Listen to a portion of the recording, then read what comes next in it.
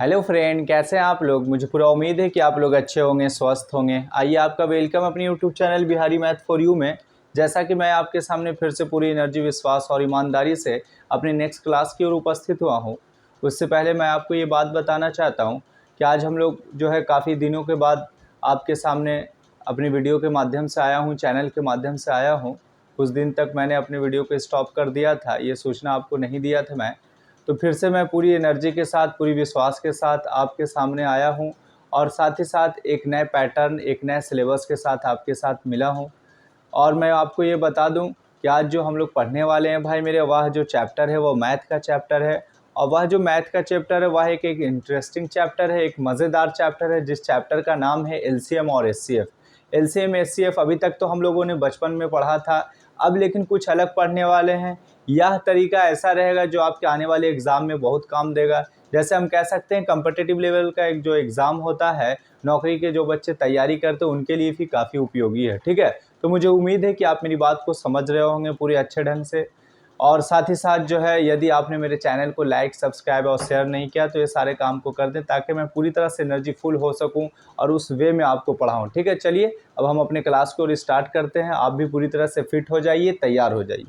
आज हम लोग पढ़ने वाले हैं भाई मेरे, जिसका नाम है एलसीएम, और एक जो पढ़ने वाले हैं जिसका नाम है एचसीएफ। ठीक है, आज पूरी तरह से इसी पर मैं चर्चा करने वाला हूं कि एलसीएम एचसीएफ है क्या, इसका रूल क्या कहता है, बचपन में पढ़ने वाला रूल क्या था और 55 में पढ़ने वाला रूल क्या था, वो सारी चीज़ों को मैं आपको बताऊंगा। ठीक है, चलिए अब स्टार्ट करते हैं। उससे पहले सबसे पहले इंट्रोड्यूस हम कर देना चाहते हैं एलसीएम का। भाई मेरे, एलसीएम जो है इसका पूरा जो फुल फॉर्म होता है, जिसका पूर्ण जो नेम होता है, नाम होता है, इसको कहते हैं हम लोग लोअर कॉमन फैक्टर। ठीक है, इसको क्या कहते हैं, लोअर कॉमन फैक्टर कहते हैं, या लोअर कॉमन मल्टीपल के नाम से जानते हैं। Lower common multiple, lower common multiple कहते हैं। ठीक है, एलसीएम। और इसको हम लोग जो है हिंदी में इस तरह से इसका लोगो होता है, जिसे हम लोग लासा के नाम से जानते हैं, जिसे क्या कहते हैं, लासा। इसका पूरा नाम अगर हिंदी में बात करते हैं तो लघुत्तम समापवर्तक होता है। ठीक है, तो जिसे हम लोग एलसीएम कहते हैं। अब ये एलसीएम के बारे में तो हम लोग जान लिया है कि इसका मतलब होता है लोअर कॉमन मल्टीपल होता है। इसको हम लोग हिंदी में लासा से कहते हैं, लघुत्तम समापवर्तक कहते हैं। अब हम लोग जानते हैं कि एलसीएम का डिफिनेशन क्या होता है। एलसीएम जो होता है इसका परिभाषा क्या होता है। ठीक है, इसका हम लोग अगर परिभाषा की बात करते हैं भाई मेरे, इसका परिभाषा होता है कि वह जो छोटी से छोटी संख्या जो दी गई सभी संख्या से पूर्णतः कट जाए, उसे हम लोग एलसीएम कहते हैं, उसे हम लोग लासा कहते हैं।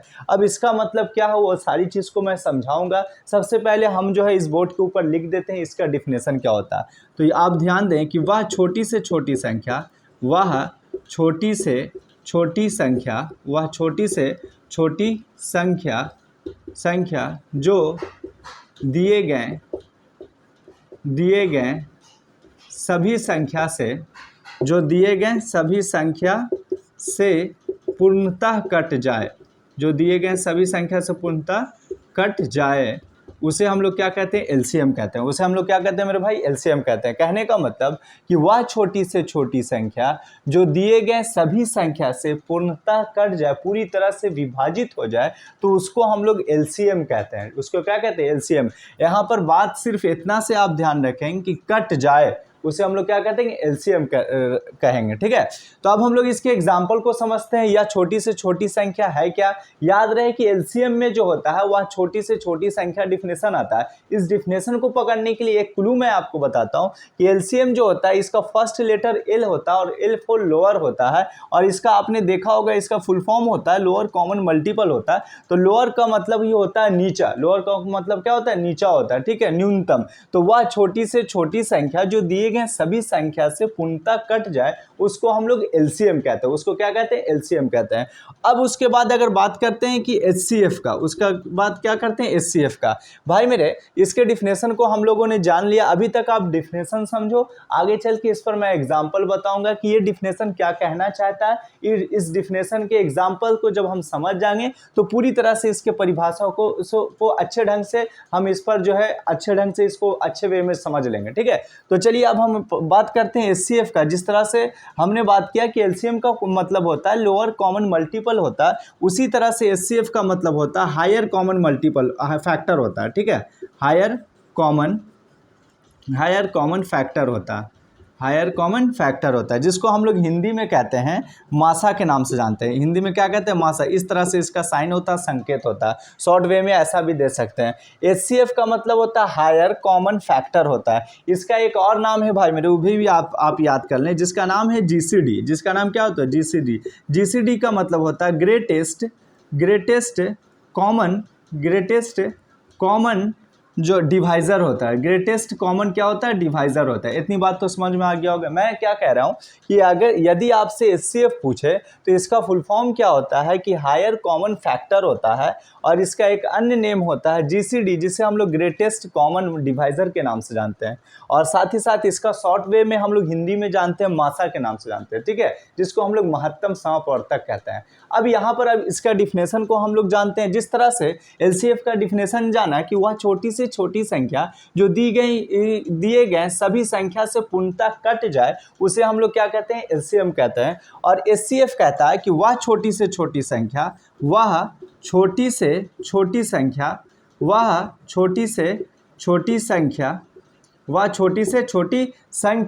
जो दिए गए सभी संख्या को पूर्णतः काट दे। जो दिए गए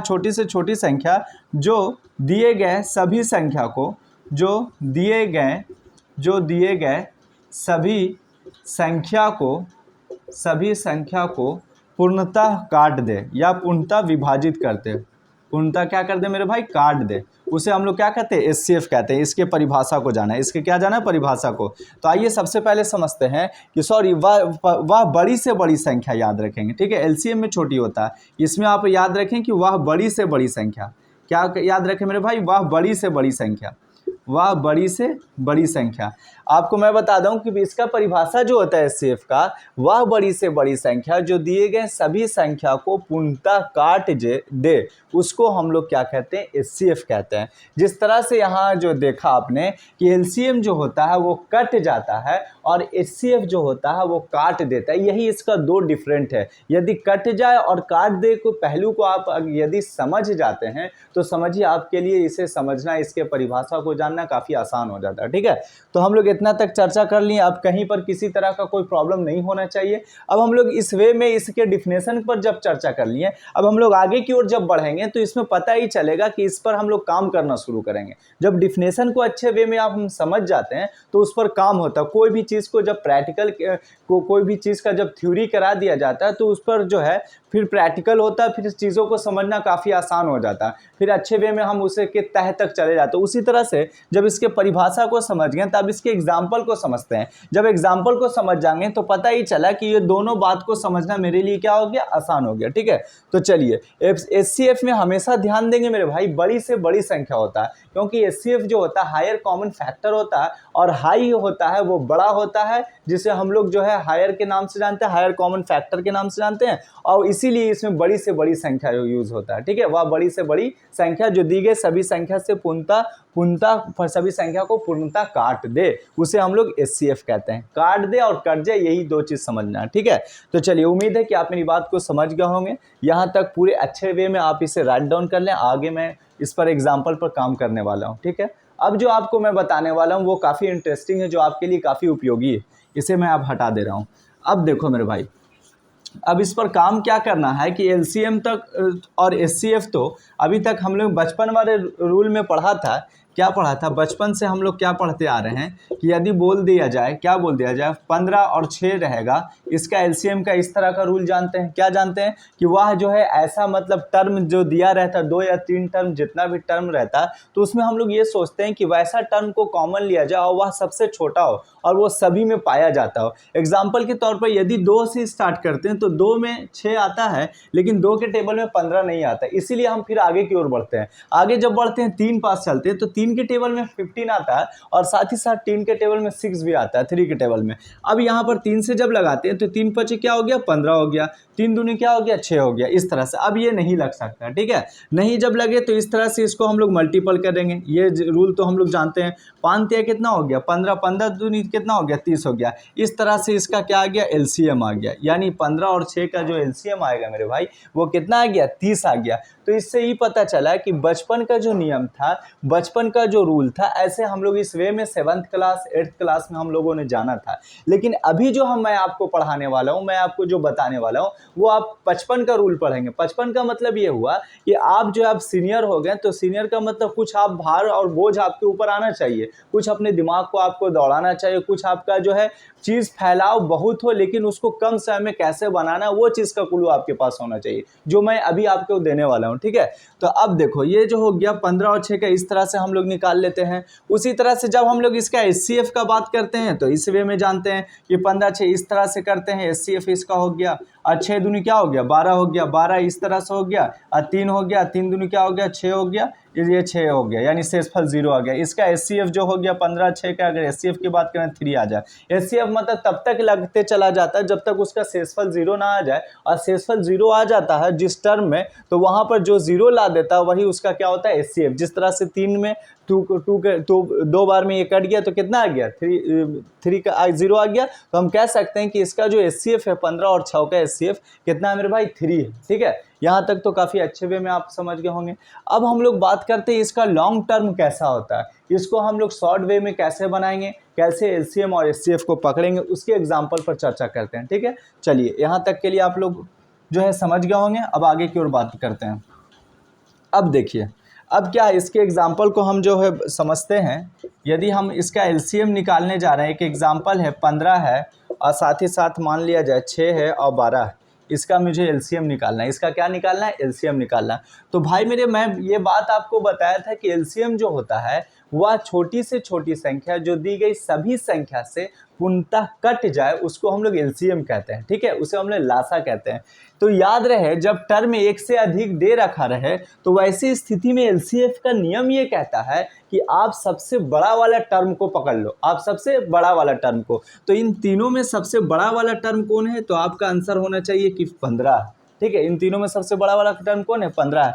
क्या 15 जो है, अब आपको ये मतलब दिमाग लगाना चाहिए, इसके डिफिनेशन से जानना चाहिए कि वह बड़ी छोटी से छोटी संख्या जो दी गई सभी संख्या से पूर्णतः क्या हो जाए, कट जाए। क्या 6 में 15 आता है, क्या 12 में 15 आता है, तो आपका आंसर होगा कि नहीं आता है। इस तरह से यहाँ पर हमारा जो ये लॉजिक है कि अब कुछ पल के लिए हमें सोचना पड़ेगा। जब नहीं आता है तो अब हम आगे कैसे की ओर बढ़ें, अब इसे कैसे बनाएं, तो उसके लिए आप बिल्कुल जो है धैर्य रखें, मेरे साथ बने रहें और साथ ही साथ मेरे जो है मतलब वीडियो को देखते रहें। मैं आपको बताऊंगा कि ऐसे वे में हम लोग कैसे जल्दीबाजी में बनाते हैं, जब हम सारा माइंड ऑफ हो जाए, सारा पेन रुक जाए, तब हम कहाँ से दौड़ना शुरू करते हैं। ठीक है, अब ऐसा वे में रहे, मैंने बोला कि LCM का मतलब हुआ कि जिसमें याद देखा जाए बनाने टर्म एक से अधिक हो, तो वहाँ पर बड़ी संख्या को हम पकड़ लेते हैं और बड़ी संख्या को पकड़ लेते हैं और देखते हैं सभी संख्या से यदि बड़ी संख्या कट जाता है तो समझिए कि वाह उसका LCM हो गया। यदि नहीं करता है तो फिर हम लोग उस बड़ी संख्या का टेबल करना शुरू कर देते हैं। जिस तरह से 2 का टेबल 3 का टेबल होता है, उसी तरह से जो बड़ी संख्या उसका टेबल करेंगे। ठीक है, तो हम यहाँ पर देख रहे हैं कि ये जो 15 है 15 है, तो 15 में अगर 1 से मल्टीपल करते हैं तो कितना आ गया, 15 आ गया। अगर इसको हम लोग 2 से करते हैं तो 15 दूनी 30 आ गया। तो क्या 30 6 से कटता है, 6 से तो कट जाता है लेकिन 12 से नहीं कटता। फिर आगे की ओर चलेंगे, तब तक करते चलेंगे जब तक ये दो जो टर्म है, ये दोनों टर्म से कटना चाहिए, तभी उसका LCM सटीक होगा, वरना नहीं होगा। ठीक है, अब ये नहीं कटेगा, फिर इसको बढ़ाएंगे 15 या 45, ये भी ना होगा। 15 चौके क्या हो गया, 60 हो गया। तो पता ही चला कि 60 जो है वो 6 में के टेबल में भी आता है और जो है 12 के टेबल में भी आता है। तो इससे पता ही चला कि हमारा जो 60 है वो सारे टर्मों से ये कट जाता है, सारे टर्म से कट जाता है। तो इसीलिए इसका जो LCM होगा मेरे भाई वो कितना हो जाएगा, 60 होगा। मुझे उम्मीद है कि यहाँ तक समझ गया हूँ, किसी तरह कोई प्रॉब्लम यहाँ तक नहीं होना चाहिए। इससे 15 6 12 का LCM क्या हो जाएगा, 60 हो जाएगा। कैसे होगा, कि सबसे पहले आपको क्या करना है कि बड़ा वाला टर्म को पकड़ना है, बड़ा वाला टर्म को पकड़ना है और उस टर्म को देखना अन्य सभी टर्म से यदि वो विभाजित हो जाती है तो समझो कि उसका LCM वो है। यदि नहीं होती है तो उसका हम लोग टेबल करेंगे और टेबल जब तक करेंगे देंगे तब तक कि अन्य सभी पदों से वो कटना चाहिए। तो हम यहाँ टेबल किया कि 15 का टेबल 2 बार पढ़ा तो 30 आया, 30 6 के टेबल में आता, 12 में नहीं आता। फिर इसको बढ़ाएंगे, 45 करेंगे, वो भी नहीं फॉलो हुआ रूल। फिर हम लोग 60 के पास चले जाते हैं, तो 60 क्या है, ऐसा एक आ गया संख्या जो सभी दी गई टर्मों से कट जाता है। तो पता ही चला इसका एलसीएम कितना हो गया, 60 हो गया। आप सिर्फ एक बात माइंड में ध्यान रखें कि एलसीएम का यदि टर्म दे रखा हो तो वहां पर सबसे बड़े वाले टर्म को पकड़ना, और वह टर्म को पकड़ते हुए आगे की ओर टेबल करना है, और टेबल करने के साथ सभी रूल जो फॉलो करता है एलसीएम का डिफिनेशन है उसके डिफिनेशन पर आ जाना, फिर आसानी वे में बन जाएगा। ठीक है, मुझे उम्मीद है कि यहाँ तक आप समझ गए होंगे। अब हम लोग इसी के और अभी आगे एग्जाम्पल देखते हैं, उसका एग्जाम्पल और भी समझते हैं। यदि मेरे भाई 8 है, 16 है, 24 है, और साथ ही साथ 8 है, 16 है, 24 है और 20 है। ठीक है, 8, 16, 24, 20, इसके एलसीएम अगर ज्ञात करते हैं, इसका एलसीएम, तो यहाँ पर देखते हैं क्या कि सबसे बड़ा वाला जो टर्म है वो आपको दिखता होगा, इनमें सबसे बड़ा वाला टर्म वो आपको 24 दिख रहा है। कितना दिख रहा है, 24। तो हम देखते हैं क्या 24 जो है वो अन्य सभी टर्मों से कट जाती है, तब तो ये 24 इसका एलसीएम होगा। अगर नहीं कटती है तो फिर इसको टेबल करेंगे। तो यहाँ पर पता ही चला कि 8 के टेबल में तो 24 आ जाता है, लेकिन 16 में नहीं आता है और 20 में भी नहीं आता। अब हम लोग 24 का पहाड़ा पढ़ना शुरू कर देंगे।